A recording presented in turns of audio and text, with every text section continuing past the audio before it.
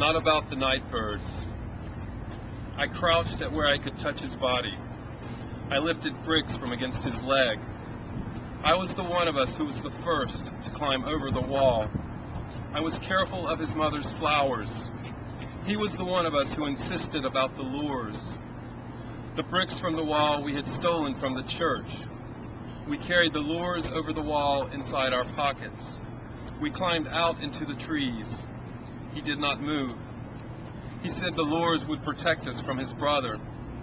I lifted the bricks from against his arm at where it was twisted beneath his leg. I touched his face and felt something wet. I pressed my hand there against it and wiped it out from across his skin. I spoke his name and he did not speak. His mother's flowers were crushed beneath the bricks. I felt the wetness from his face dripping off against my hand. We climbed out into the trees and hung the lures from the outermost branches. He spoke his brother's name. He looked away from me in a way where I could see the welts across his skin.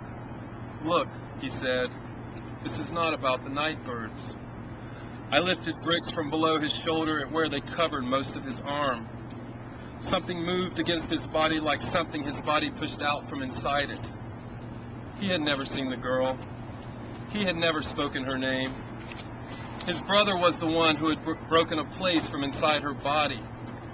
It was a place I had touched where she had let me with her hand. I touched it there up inside her body with her hand behind the church. He did not speak. I lifted bricks and spoke his name and touched his face, and he did not move. I carried his body from across the clearing to where his mother was calling his name. She lifted his body from beneath my arms.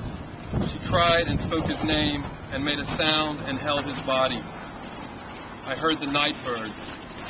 The sound of them scattered above us. My hand was still wet. The moon lifted from against the trees. The lures hanging from the branches appeared brighter than the moon. His mother spoke my name. I lifted out my hand. I could still feel the wetness, and I pressed it up against her. I held it there. I let it dry against the cloth between her body and my hand.